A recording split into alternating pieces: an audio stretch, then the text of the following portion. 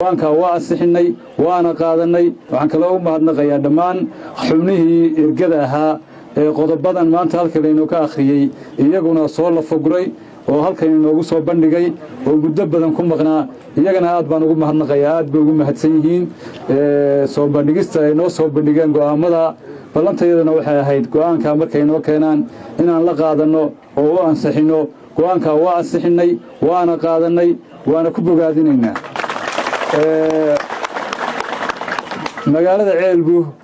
waa magaalo weyn martida way qaaday way soo dhaweysay shirkana waa ku qabsanay iyadana aad baan ugu mahadnaqayaa dadweynihii rag iyo dumarba isu xilqaamay hawsha aad bay u mahadsanyihiin waana u ducaynaynaa waana shirka labaadna waa ku baaqaynaa inaanu ku qabanno way mutaysteen sidii markaanu aragnay inay magaalo qaadi kara tahay oo xafidi karta dadka iyo dalkaba waa iyadana wuu bogaadinaynaa marka waxaan kolba ku soo gabagabeynaynaa maanta shirkeennii go'aamadii laynoo akhriyay ansixintiisii iyo mahadnaqa magaalada Ceelbu iyo inta u hawlgashay shirka oo ka soo qayb gashay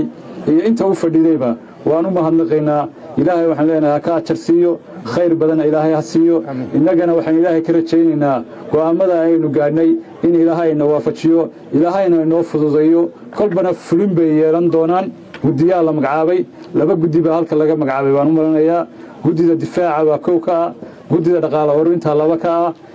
wixii kala soo raaca iyaga unbay ka baxayaan marka kolba waxay ka imanayaan ergooyinka beelaha guddiyadaasi 35 la sheegay beel walba xubinteeda iyo taladeeda ku leedahay marka iyadana in la diyaar gareeyo oo intaan la bixin raggu ay reebaan cuqaasha iyo waxgaradku beel kasta wixii ay ku leeyihiin talada 35 inay reebaan si dib loogu arinsado oo u noqdaan guddi fulineed oo hawshay haysa oo aanay noqon shirkii waxba ka soo baxay dabeedna waa lagu kala tagay guddidaas u fariisanaysa wixii dambe oo la faguraysa iyadana shaqeynaysa marka waxaan aad ugu boorinayaa in guddidaasi noqoto guddi joogto ah oo mandate